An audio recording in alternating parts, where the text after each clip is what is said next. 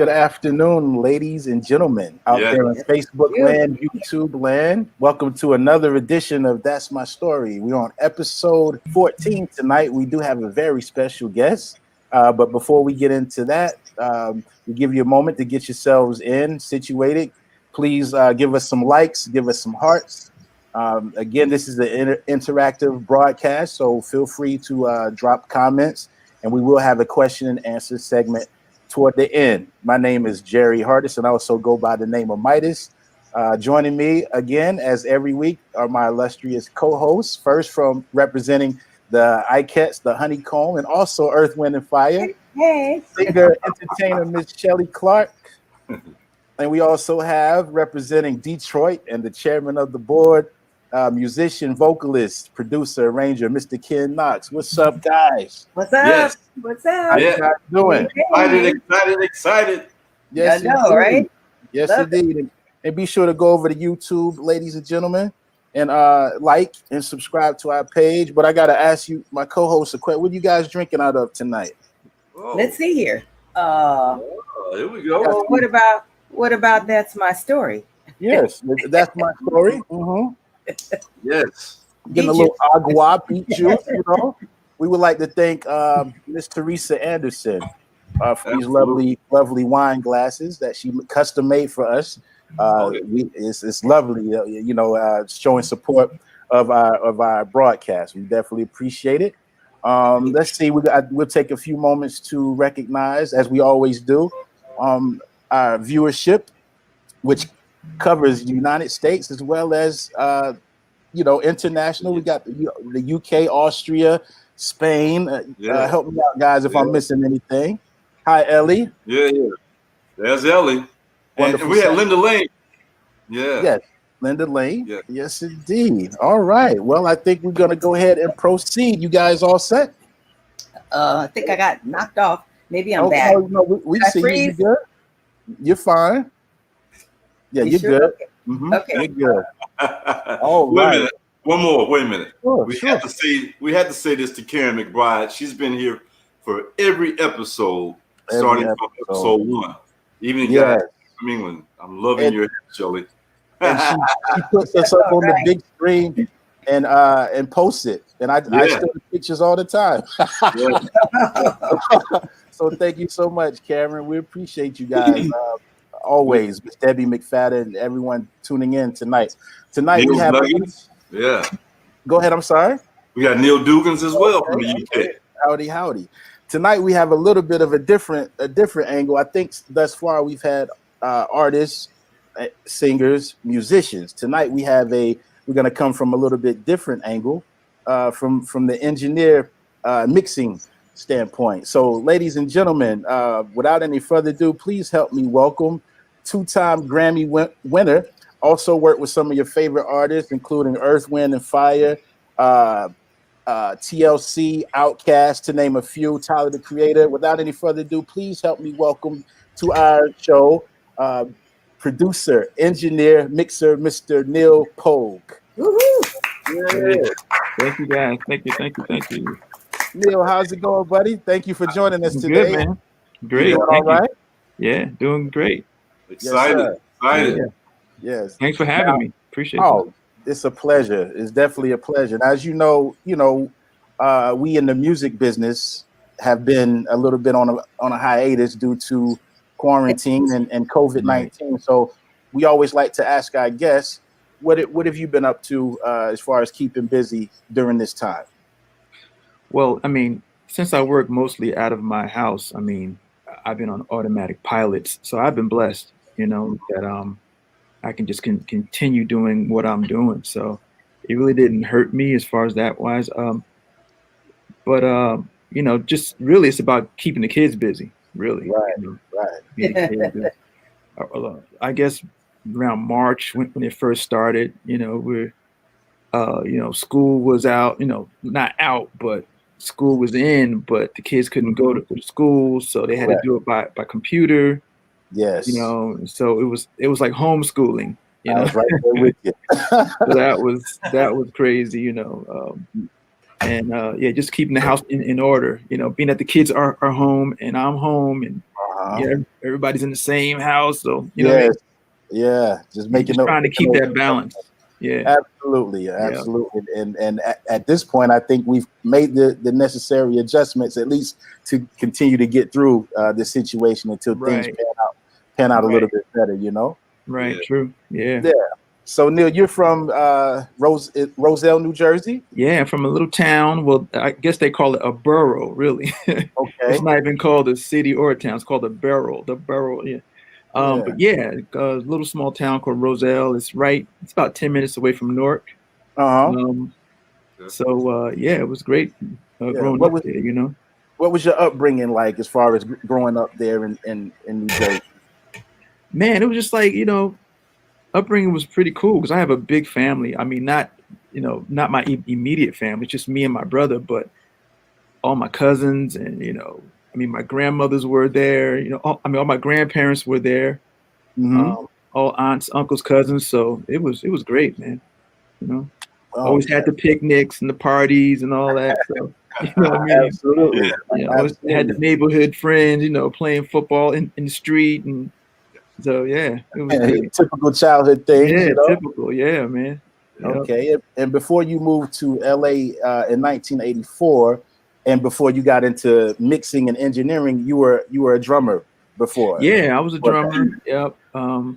Don't do that much anymore. So I got to say, was a drummer. How did you get interested in drumming? Was it through church or parents? It was through school because back in the day, they kind of made you pick an instrument to play. So at first I picked trumpet first, and that didn't work out because I hate how it felt on my lips, having to force air and all that. So I said, let me try drum because I was always into rhythm. So I tried drums and I felt that was fun, So I said, let me try this. So I just continued doing it. Yeah. And, we had then we had the neighborhood bands, Oh yeah. So that was always fun, just driving our parents crazy, with the noise. Yeah.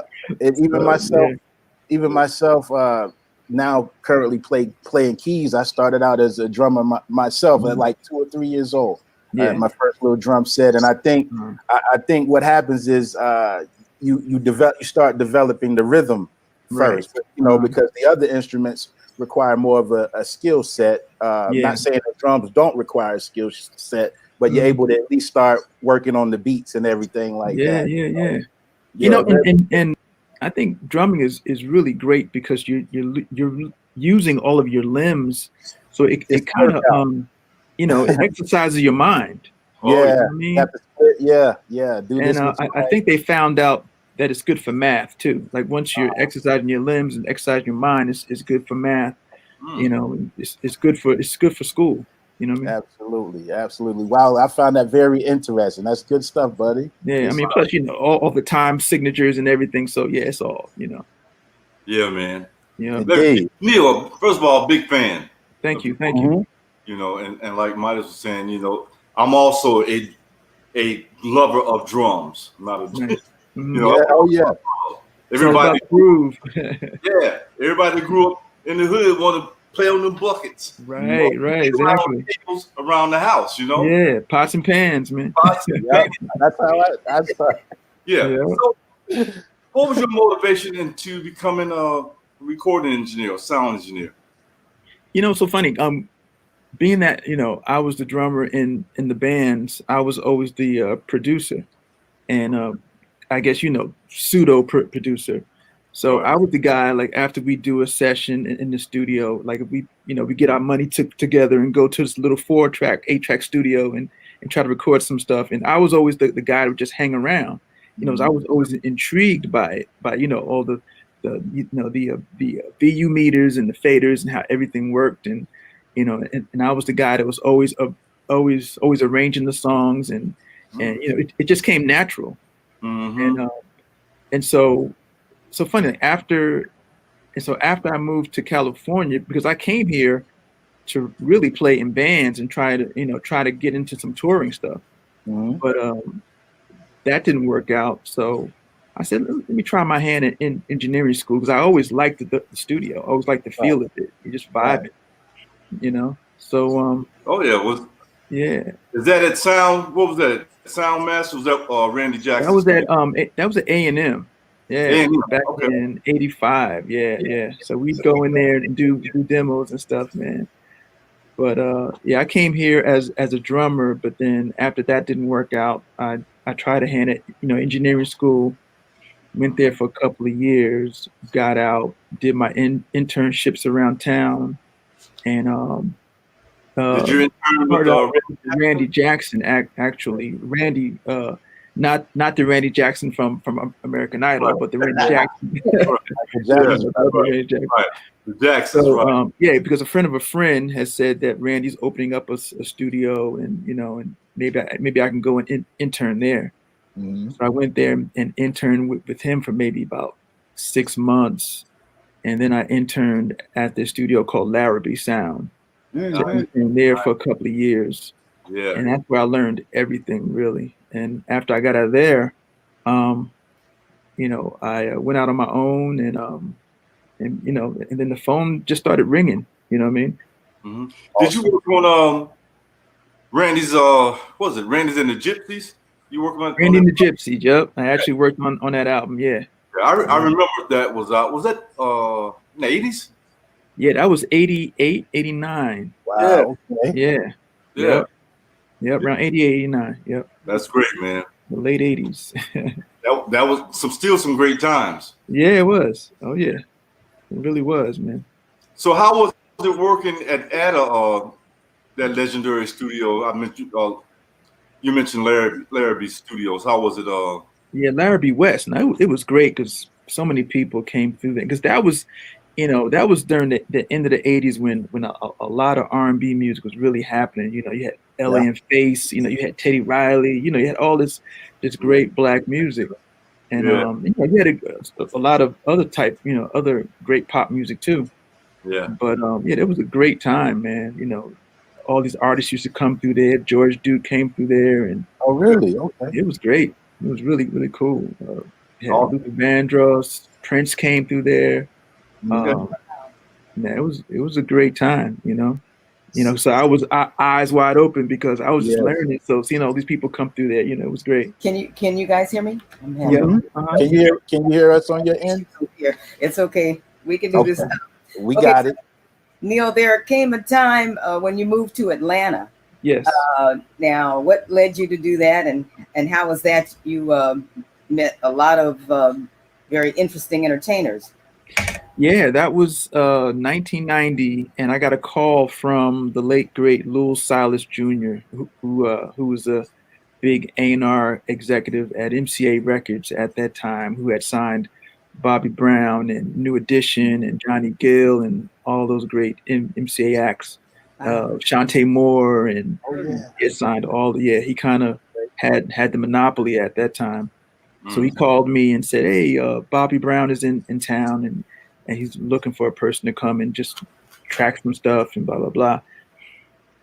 So I met him. I went down to the studio. I can't remember the studio now, but it's gone. It was a studio off of Sunset, but it's gone now. It was a great studio though. But met him there, and we did a couple of days. And after the second day, he was like, "Hey, you want to come to Atlanta?" And it threw me off. I was like, "Atlanta?" I was like, "Atlanta?" He said, "Yeah, I just moved there. Just bought a house there. And, I want somebody to come down there with me and just work with me for a few months," because he was starting to work on his second album after Don't Be Cruel. Actually, that was his third record. Sorry, Don't Be Cruel was his second album. So he was about to start on his third album. And so I said, all right, let me go down there for a few months. And then I woke up and it was 12 years later. That's a long nap. Yeah. So that was when Ellie and Face had moved there. Cameo had moved there during that time. Like Larry Blackman had moved down there. Yeah. So it was a lot of people. It was a lot of great talent there, and it's so funny. I had already knew L.A., so it was cool that he was there, just building his label up, and so I figured I just would stay there because I felt that L.A. at that time was really, as far as on the engineering side and being a black engineer, it was kind of crowded, but I mean, nowhere near how it's crowded now. But back then, it just felt congested, just trying to fit in somewhere. Right. So I said, let me try Atlanta, and I know some folks there and some fresh talent there, so let me just stay.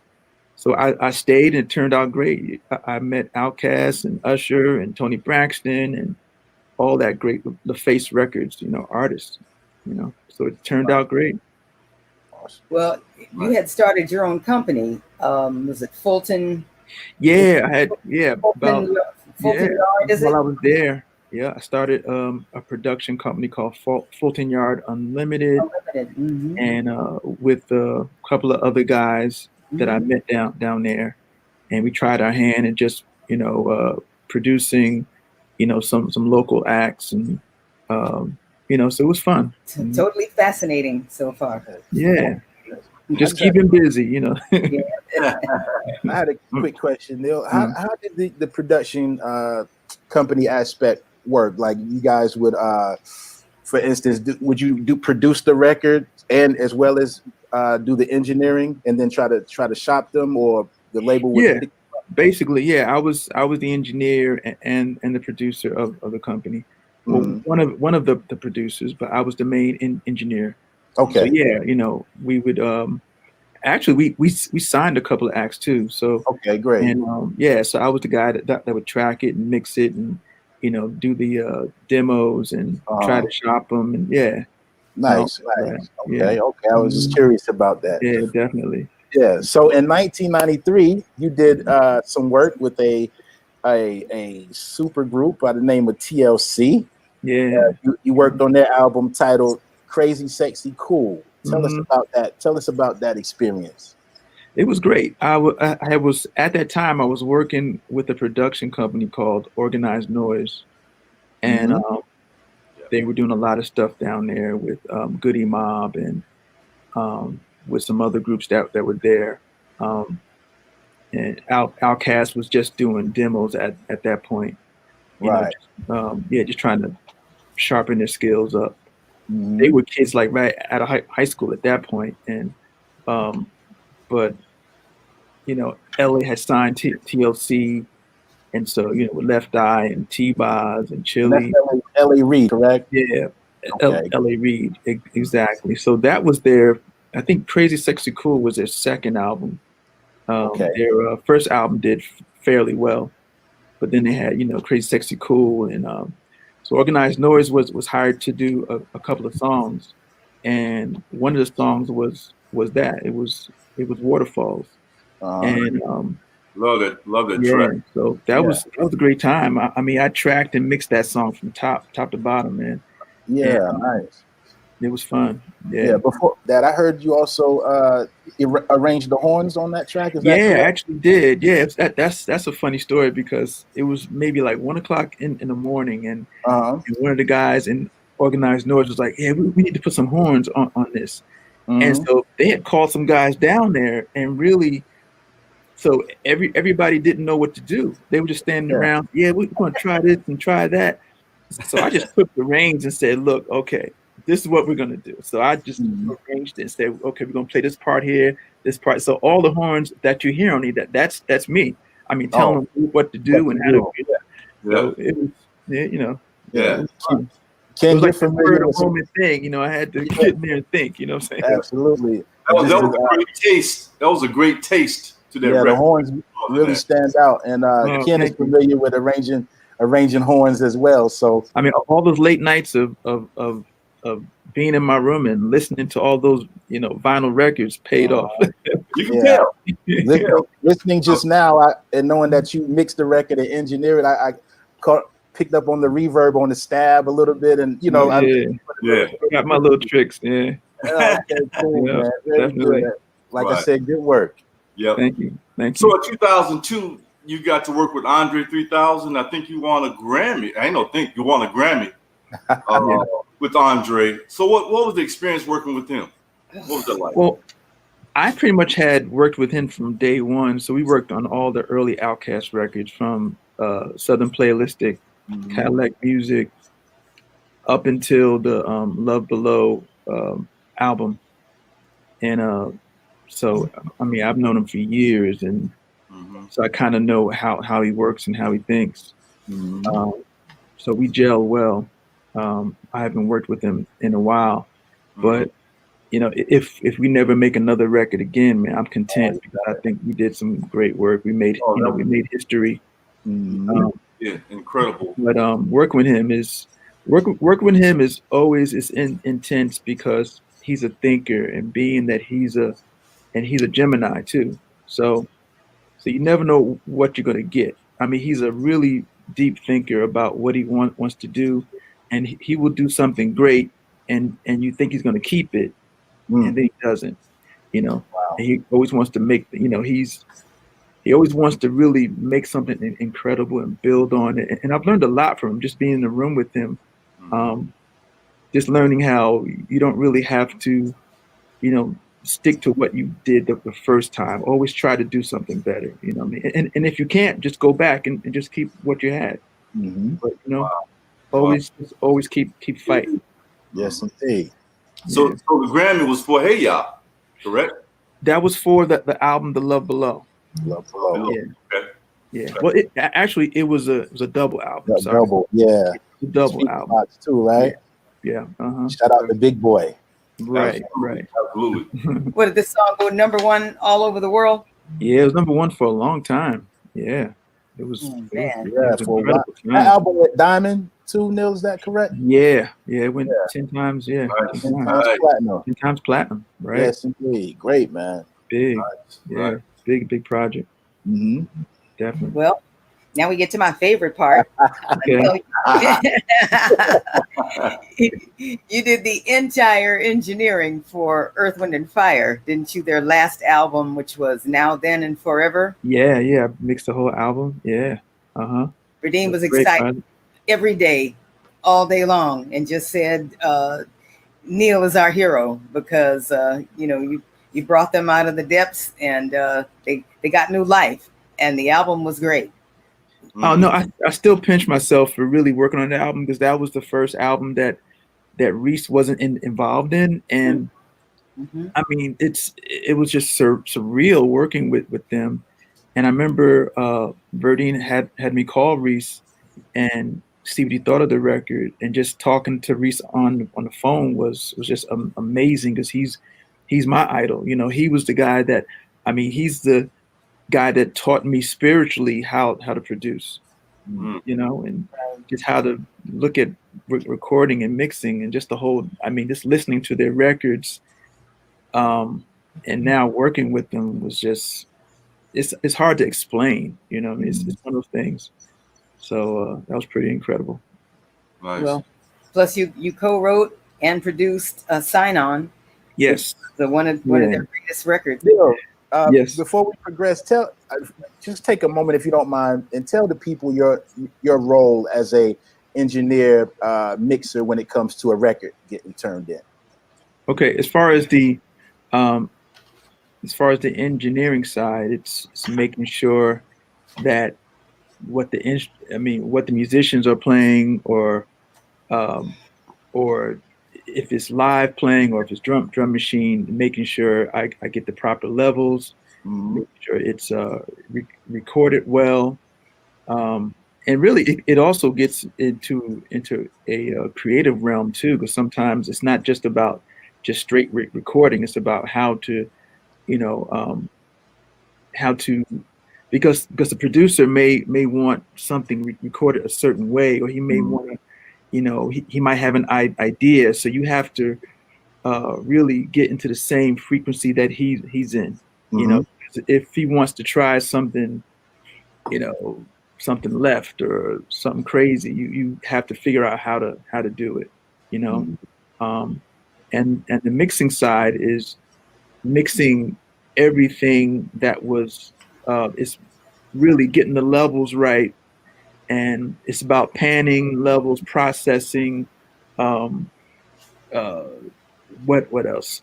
Compression. It can get deeper. Compression, all types of things. I mean, mixing is like the last process next to mastering that you have to do to, you know, to please the listener, to please the consumer, to really bring out the story of that song, and make sure that it's conveyed properly to the ears.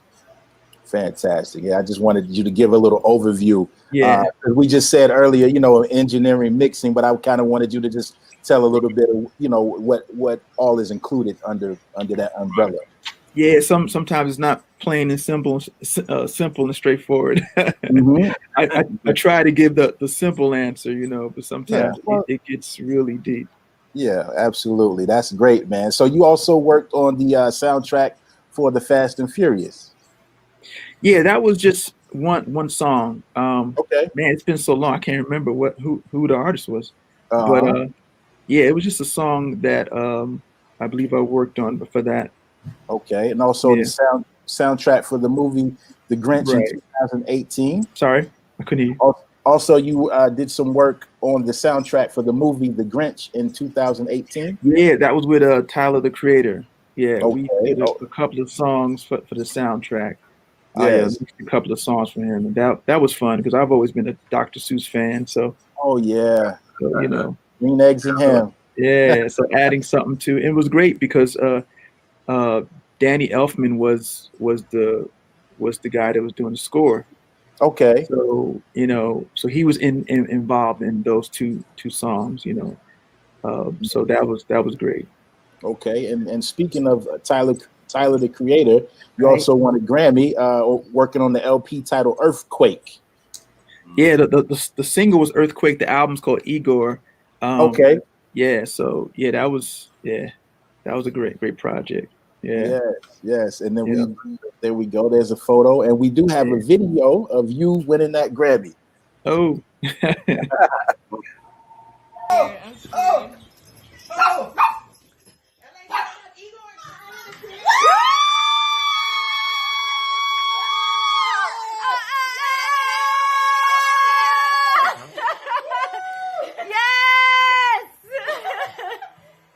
Yes!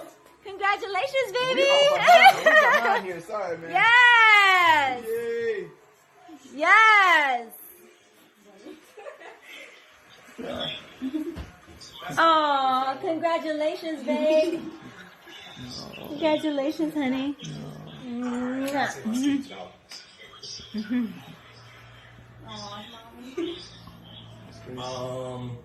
Hello.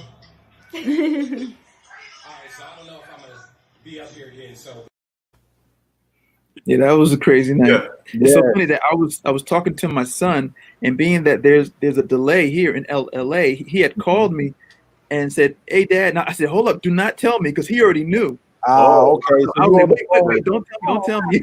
Okay. So when he, you know, but I had a feeling that that I had won, but he called me, and I was like, "Oh, wait, don't say nothing." So I was waiting. So when they called him out, I was like, "Yeah." So when they said Tyler, you know, that was just because that whole week was just, it was nerve-wracking. What does it feel like to win a Grammy?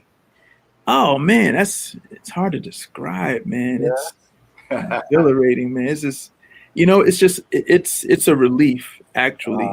You know, and this business is so competitive, and you know, and winning hardware is so important in this. I mean, some people say, "Oh, you know, I don't care about hardware," but you know, it really is important. You know, it's good for your longevity in this business, and that's just the truth. It really is. I mean, to have it is great, and to make great records on top of that is so rewarding, and to have your peers vote for you is, you know, it's very satisfying. Awesome. And you know, and I haven't been the guy that worked on a whole lot of #1 records and albums, but I'm blessed that I've had, quality over quantity. And I'm blessed that I've worked with some great artists. Yeah, four quarters. I was gonna say 4 quarters instead of 100 pennies. Yeah, so I mean, I've worked with some really great artists, and I have not one complaint. I guess I've worked with all the cool artists. Great, man. Yeah. Awesome. So, yeah. Neal, who were some of your early influences in your life, or who were some influences of your life in your life? We're talking about musically? Yeah, that's right. Musically, man. Oh man. What I gotta say, Earth and Fire, That's the Way of the World album, Spirit album was one of my favorite records, and the Ozzy Brothers. Oh yeah. Shaka Khan and Rufus. I was a huge Shaka Khan and Rufus fan. Yeah. I was all over the place. Fleetwood Mac, Led Zeppelin. Oh, yeah. ABBA. I'm all over the place, man. I listen to all types of music. I mean, we can go by as, when people say what's my favorite, I'm all over the place. But I will say, but I did name my top 3 that were big influences as far as because I was heavy into grooves and all that. So, of course, there's James Brown and Jackson 5 was an early influence on me. I mean, Jackson 5 was like that. They were my heroes when I was a kid, So absolutely, Michael Jackson, because seeing yourself, so when you see these kids out there, you see yourself, and they got all the success. So it was very inspiring, and having 45s with the Motown label, that was huge. The Detroit sound, I mean, huge, man, huge. Everything. The Philly sound, Philly International, huge influence. Memphis, yeah, Memphis, huge, man. Stax, huge. Yes, huge. Al Green, huge influence. I was that kid that used to read credits too, man. I mean, I had to turn the album over and read credits. I had to know who the producer was.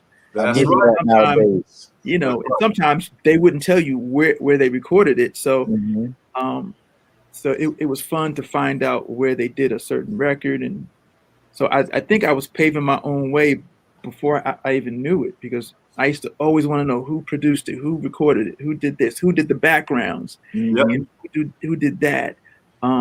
Soul Train was a big influence, seeing the Honeycomb. I got to say that. That was huge, Yeah.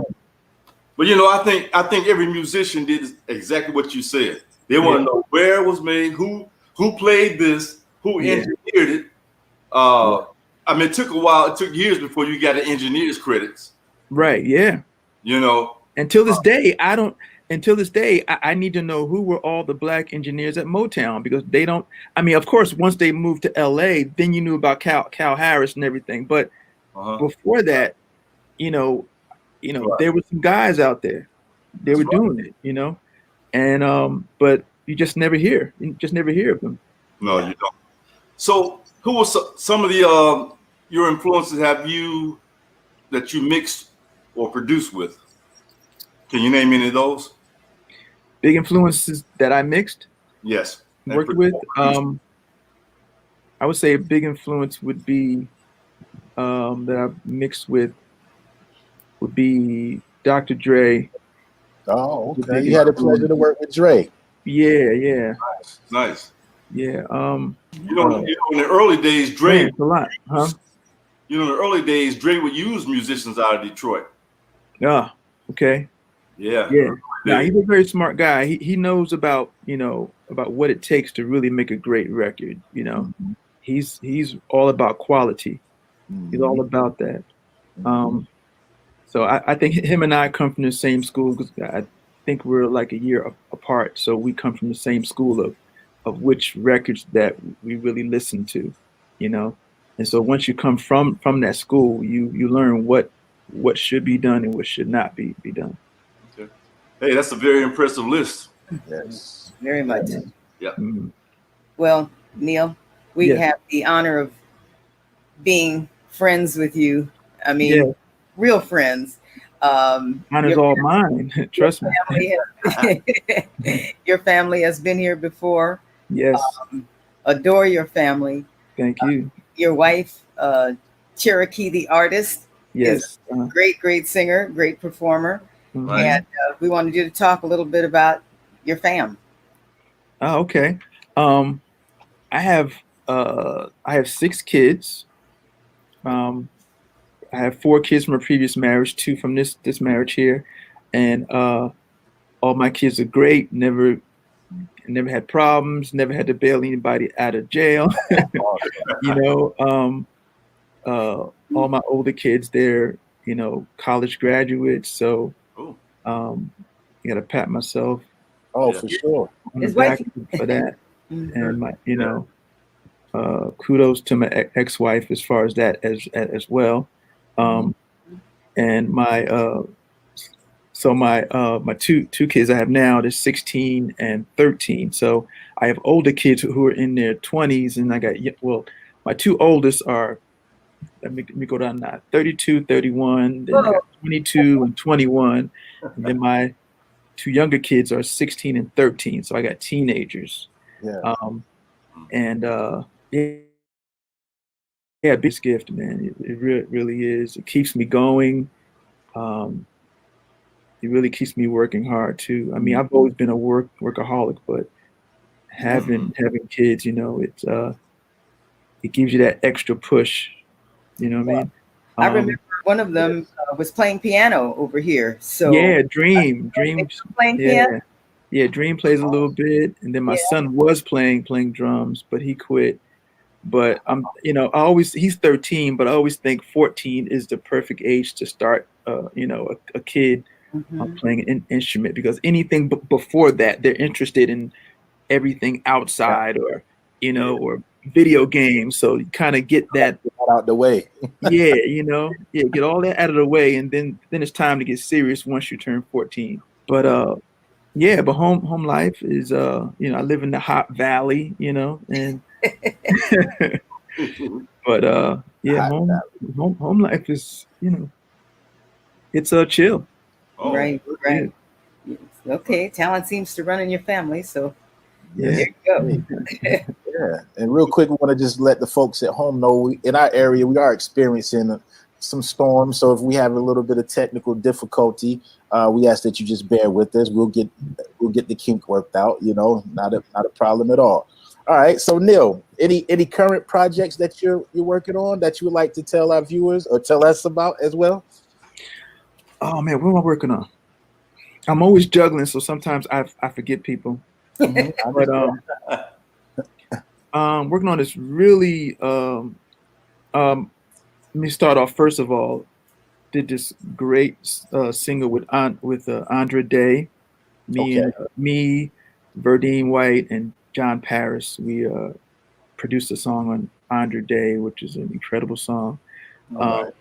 And we produced a song on an actor, singer. She's a triple threat. Her name is MJ Rodriguez. Thank you. Star of Pose. Yeah, Star of Pose. Yeah, Fox's Pose. So we had produced an incredible single on her.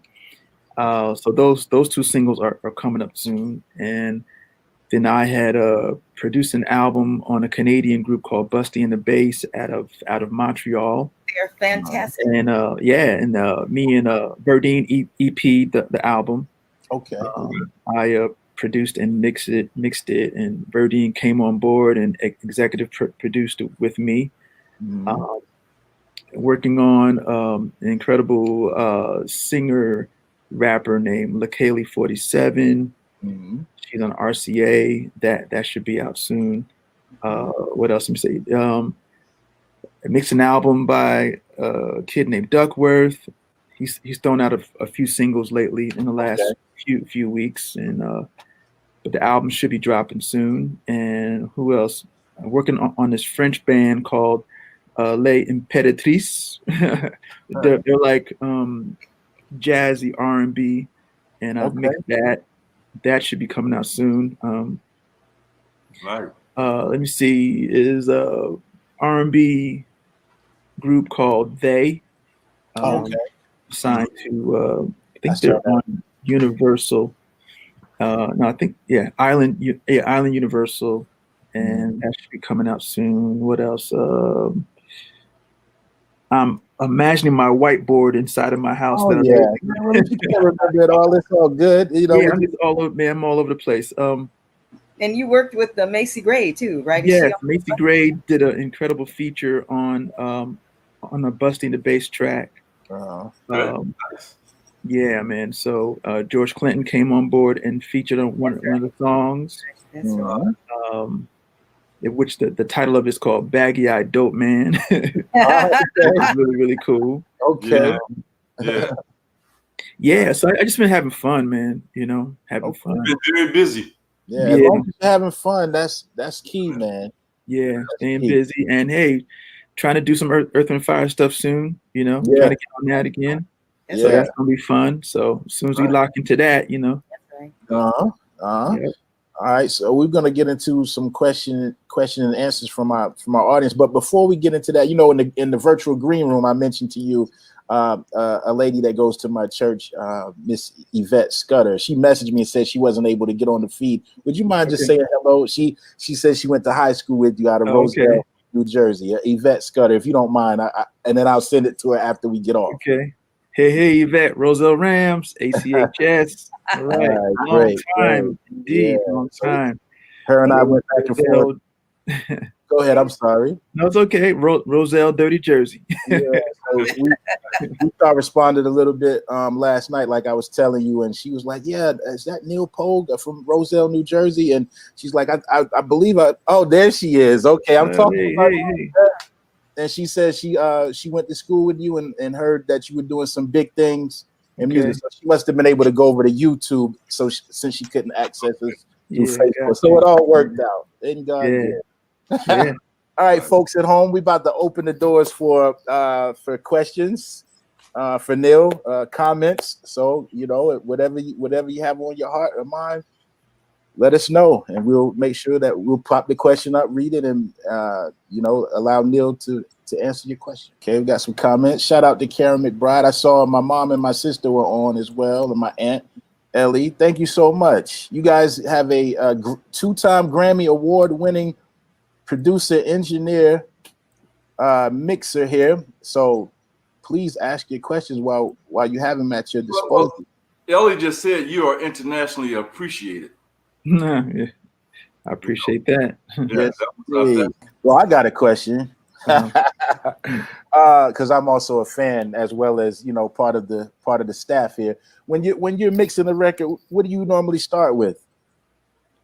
I normally start with the drums. Start with the groove, the drums, and the bass. Make sure those two elements are locked in first. Okay, drums. And then I lock in the guitar. I just want to lock in the basic rhythm first. The main rhythm of the groove. Lock that in. Then I just build it up. Build up like the keyboards and synths and and if there's horns. I want to get the music tight first.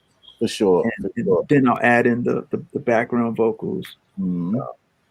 Get that feeling good, and then eventually, after everything is gelling, then I'll add the lead vocal in. Okay. Yeah, and I watched a sit down you had with another gentleman, and you said a phrase, if I'm not mistaken, you see with your ears. Yeah, because these days a lot of people they look at screens now. What I mean? And everything is, we're not in the tape world now. Now everything is on the screen. You know what I mean? And so now people have a tendency to look at the screen, and if it doesn't look right, then they doubt themselves. But music is always about sounds, not about looking at a screen. So I always say you have to see with your ears. Right. That's what we're really seeing with. That's true. That's true. I think I saw a question here. Oh, there we go.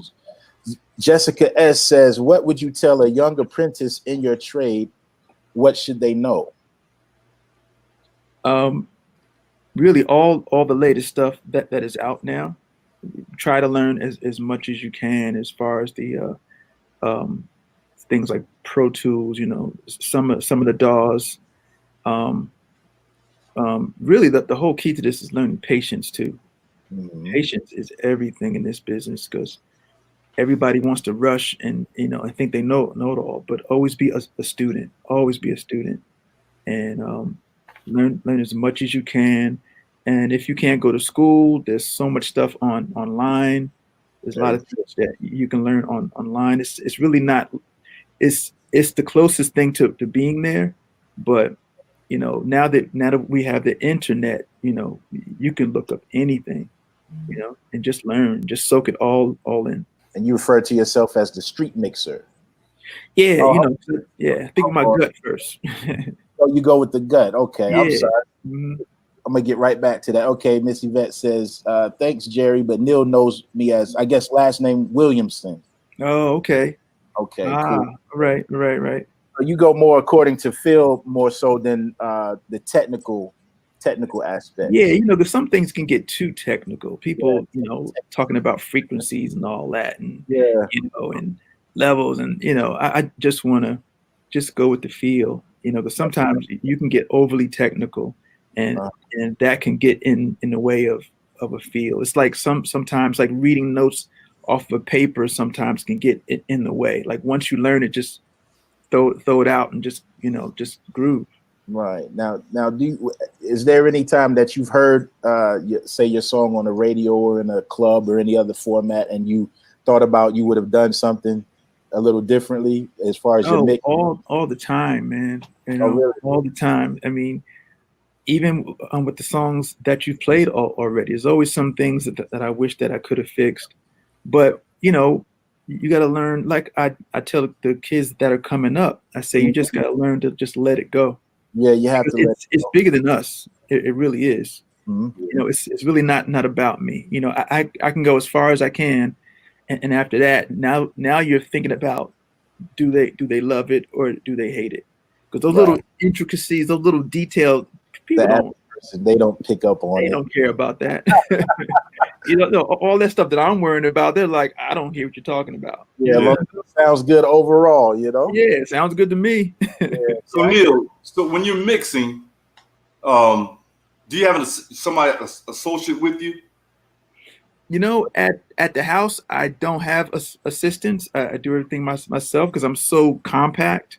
Mm-hmm. But if I'm at an outside studio, I have an assistant set up certain things. Yeah. Mm-hmm. But you do the soul mixing yourself. Oh yeah, most definitely. Yeah, I'm hands on. I don't have any other guys that come in and help me mix now. Right. Yeah. Light on the questions today. Going once, going twice, ladies and gentlemen. If you have a question, you get it up ASAP. Looks like that's it. Make sure we didn't miss anybody. You guys see anything? And okay, I'm gonna pop this up real quick. There's Miss Yvette again. Says, proud of you, Neal. Yes, Roselle's got some talent. I gotta represent Yvette. Thank you. She's a wonderful lady, man. She helps out at church and very, very faithful there. Even though we got this coronavirus going on, we're doing church outside, and she's there every wow. Yeah. You gotta do it. Yeah, you gotta keep it going. Got to keep it going. Got to have balance. Yes, you have to. Spiritual grounding and spiritual foundation. That makes everything else a little easier. Yeah, you got to keep it safe, though. Everybody staying safe. Absolutely. Yeah. Okay, well, I think that's all of the questions that we have for the evening. Right. Oh, good. So, Neal, how can we find you on social media? How can people find you on social media? I have a website, nealhpogue.com. Yep, right there on the screen. And you can find me on Instagram, find me on Facebook, and find me on Twitter. Neal the Mixer. Right. Yeah. Nice. Thanks, Neal. Well, we want to remind everyone of two things. Next week, we have the legendary Temptation, Ron Tyson. Nice. Yeah. And we want to also remind you to subscribe and like to our YouTube channel, and go up and do that now. There's the link, and there you have it. Please do that. And before we get off of here, I wanted to just take a moment to mention Miss Leslie Richardson. She's a local artist in our Charlotte area, and she passed this week. You know, I used to do a gig in common with her at a restaurant several times a month by the name of Mickey and Mooch. And so we just wanted to send out our condolences to her family, to her friends, let them know that we are praying for her. That she passed, had some complications due to COVID-19. So, you know, we like to always encourage everybody, just be safe. We know things are opening up a little bit, but you don't have to go to everything, you know. So please continue to limit your movement, your comings and goings when you are out in public, and then especially in the grocery store and things like that. You know, continue to use your mask, continue to wash your hands, continue to use your hand sanitizer, because this thing is no joke, you know. It's no joke. So I just wanted to, before we signed off, I just wanted to make mention to her. Again, we're praying for her family and her friends, and we'd like to say rest in peace to Miss Leslie Richardson. All right, well, folks, be sure to tune in. Like Shelly said, tune in next week. Go over and like and subscribe to our Facebook as well as our YouTube channels. And we'd like to thank Mr. Neal Pogue, 2-time Grammy Award-winning Mr. Neal Pogue, engineering, and all that. Appreciate you having me. It was a pleasure. I've been a fan of your work prior to you getting a chance to see your face, prior to getting a chance to speak to you. So, you know, we thank you so much for coming on board for episode 14. And my pleasure. Everyone at home, God bless you all. Stay safe. We'll see you next week. Good night, everybody. Peace. Good night.